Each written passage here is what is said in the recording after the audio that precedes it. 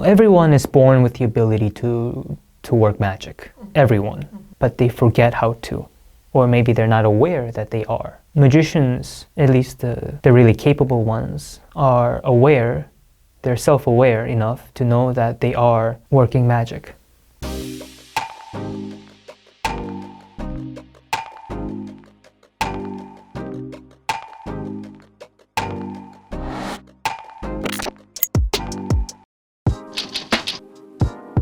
So magic is something that I've always done since I was very young. And throughout my life, I chose to acquire skills or knowledge that would aid in my magical practice. In the beginning, I studied theater, philosophy, literature, and history. And now I'm doing hotel management, but more specifically event planning, the entertainment aspect of the hospitality. I have several different ways of answering that question. The easiest one, maybe. The easiest one would be I don't know. Not too long ago, I was having a conversation with an old friend of mine, and she recalls me presenting this magical effect when I was in kindergarten. So that must have been when I was 4 or 5 years old at most, which means I've been doing magic far longer than I thought I was, and I don't know when and where I learned that. In a poetic sense, I like to believe that I could always do it. That you're born with it? Perhaps. Harry Potter? Unfortunately, I don't have the scar on my forehead.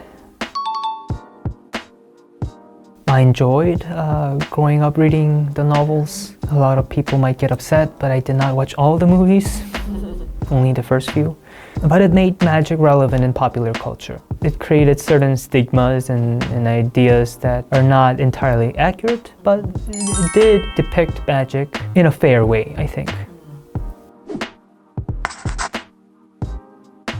A trick is merely a principle that we employ to create a larger picture. And surprisingly, some tricks, as people call it, some magical effects do not require a trick. I always thought trick was something that was inferior to magic.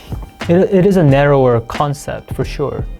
And nowadays, those two words have become almost interchangeable, and I think that's wrong to call something a magic trick. Not only does it take away dignity from our art, but it also trivializes it. But I think magic can be so much more. It doesn't have to be on stage. It doesn't have to be on television.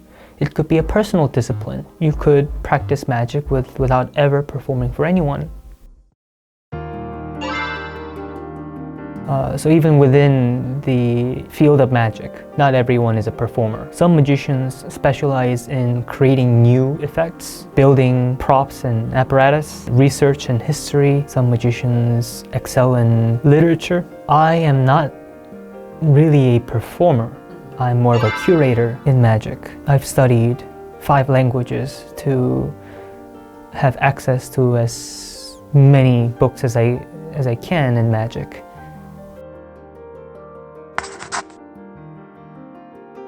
There's always a shifting trend in magic, especially now with the rising age of social media. People's attention spans have gone shorter, and people want more visual, more spectacular, louder things, not just in magic. But I'm one of the last classically trained conjurer, so I do not really follow the trend at all. The kind of magic that I do is very, in a way, anachronic, but because it feels so detached from modern times, it feels unique.